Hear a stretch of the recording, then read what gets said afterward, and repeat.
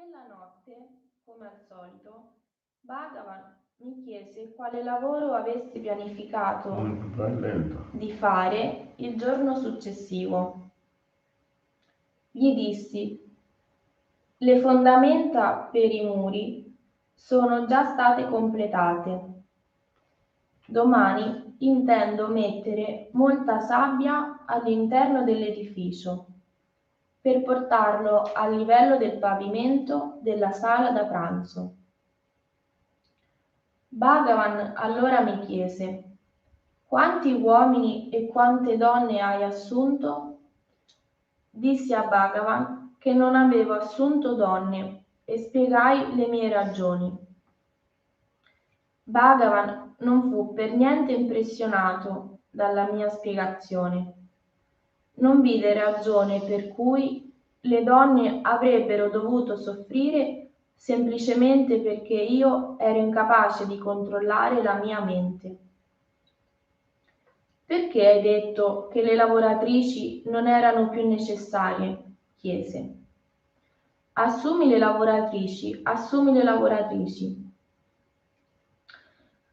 Avevo già notato che quando Bhagavan voleva enfatizzare l'importanza di qualche idea o frase, la ripeteva 3 volte. Seguii le sue istruzioni e riassunsi tutte le donne. Ricordo un'altra occasione in cui i miei pensieri sessuali quasi ebbero il sopravvento su di me. Erano circa le 13, nel cuore dell'estate.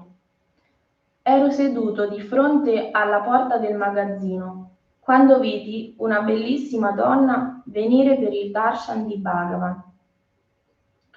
Alcuni minuti dopo uscì dalla sala e iniziò a camminare verso la collina. Ero così affascinato dal suo aspetto che mi stavo chiedendo se fosse una dea in forma umana. Sentii un forte risveglio sessuale sorgere in me. In quel momento apparve improvvisamente Bhagavan e vide in quale stato era la mia mente. Mi chiamò fuori e mi chiese di restare al sole su una grossa roccia che era vicino al magazzino. Poiché non avevo sandali, il calore della roccia causò un forte dolore ai miei piedi. Bhagavan ignorò completamente il mio disagio. Per parecchi minuti chiacchierò con calma di varie questioni concernenti le costruzioni. Il dolore nei miei piedi brucianti divenne quasi insopportabile, ma non osai muovermi perché Bhagavan mi aveva specificatamente detto di stare su quella roccia. Dopo qualche tempo mi sovvenne il pensiero che il dolore che stavo sperimentando aveva completamente scacciato il desiderio di quella donna. Non appena questo pensiero entrò nella mia mente, Bhagavan terminò bruscamente la nostra conversazione e si allontanò. Felicemente riportai i miei piedi brucianti all'ombra. Il trattamento di Bhagavan si dimostrò essere una cura completa. Quando il dolore cessò, scoprii di non avere più alcun interesse per la donna. Era una delle caratteristiche di Bhagavan di rispondere spesso a situazioni identiche in modi diversi. Nel 1938, quando fui ancora una volta disturbato da desideri sessuali, reagì in modo completamente differente. Per 3 giorni la mia mente era stata riempita di pensieri sessuali così tanto che cominciai a pensare: come potrò mai conseguire la salvezza se vengono costantemente pensieri come questi? Ero così disturbato da questi pensieri che in quei 3 giorni non fui in grado di mangiare e dormire adeguatamente. Alla fine decisi che Bhagavan era la sola persona che poteva aiutarmi. Quella sera lo seguii quando uscì per la sua passeggiata e gli spiegai il mio problema. Sin da quando mi è venuto questo desiderio per le donne l'altro giorno, non ho più dormito né preso cibo.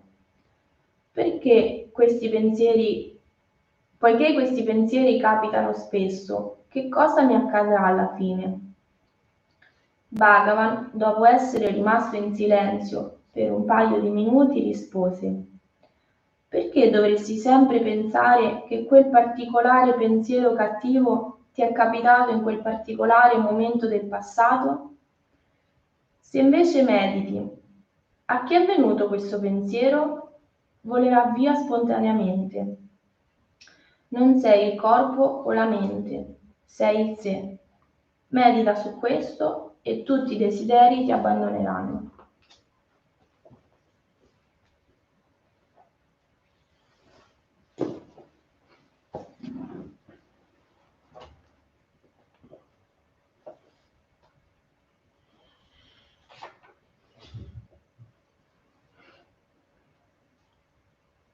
Che domande? C'è qualche domanda?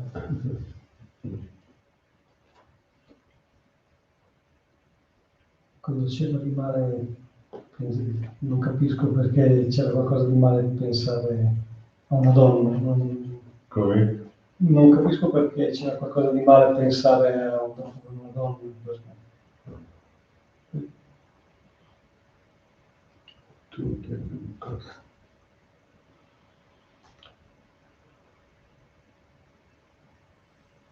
Pensare è naturale, no? Naturale, natura della mente pensare, anche sentire. Attraverso i sensi e aiutano, sensi se occhi guarda, se tu guarda una montagna tu apprezza, tu guarda un bellissimo giardino, tu apprezza, sentirai fare un passeggiato, non è male questo. Se tu una parte apprezza una montagna, perché non apprezzare essere umano? Può essere uomo o donna, si può apprezzare. Normale, naturale questo. Non è un errore. Poi, e qua parlavo di sessualità, indietro sembra c'è amore, dove c'è l'amore, e l'amore anche esprime come dolore anche. Indietro dell'amore c'è sempre dolore.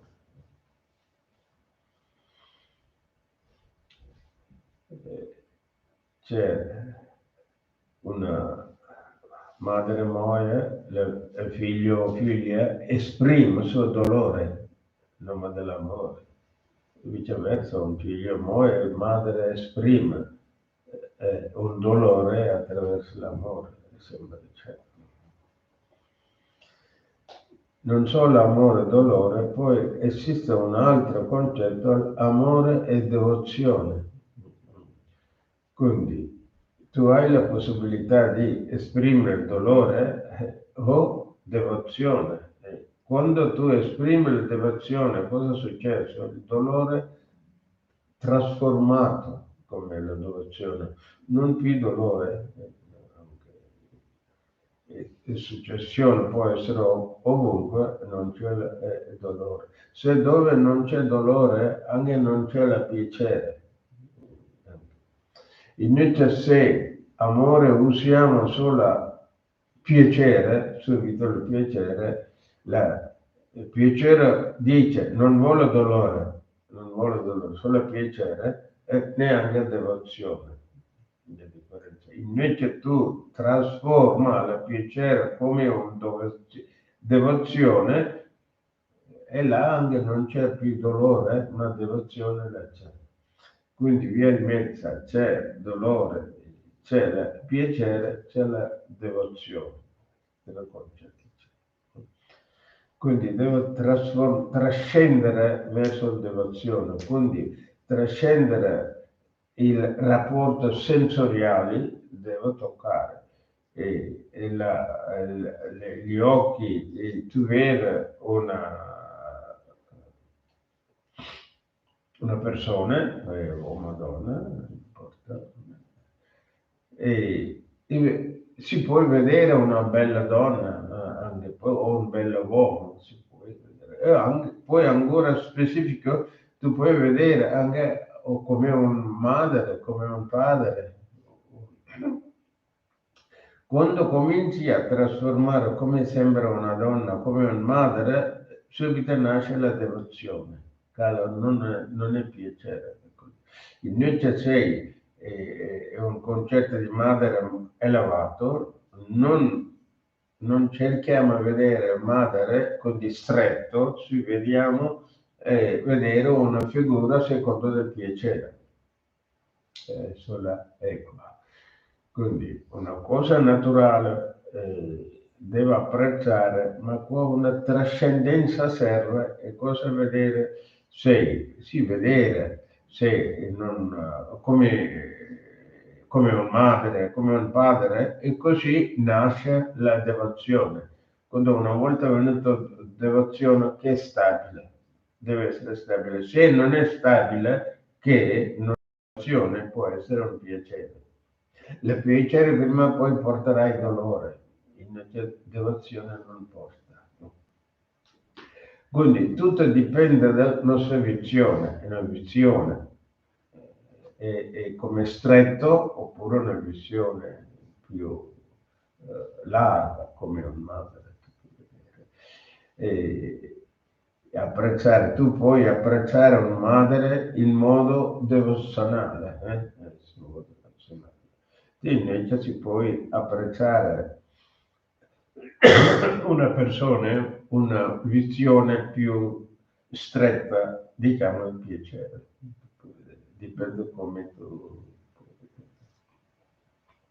E nell'amore, nella sessualità hanno tanta confusione. Comunque devo capire bene, il piacere non è stabile, che porta prima o poi dolore. Invece una devozione è sempre stabile, non porta dolore. E avere la devozione noi puoi immaginare come un madre, è migliore come madre. Anche immaginare anche un uomo come un madre, non solo la donna, anche un uomo tu puoi immaginare come un madre. Come facciamo il servizio alla madre, tutto il servizio facciamo alla madre, tutto il rispetto lo facciamo alla madre. Cosa dice una trascendenza, questo non è una sostituzione da una persona dall'altra persona, così non una sostituzione. Devozione sempre rimane.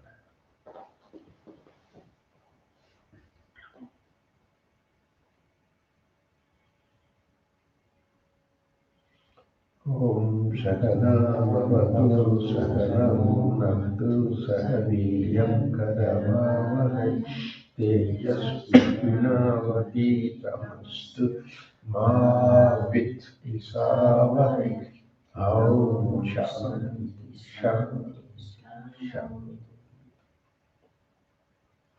Budeva Bhojanam. Il cielo e la terra, nostra madre, nostra nutrizione, nostra protezione, nostra benedizione. Ricordiamo Santa Nati e salutiamo.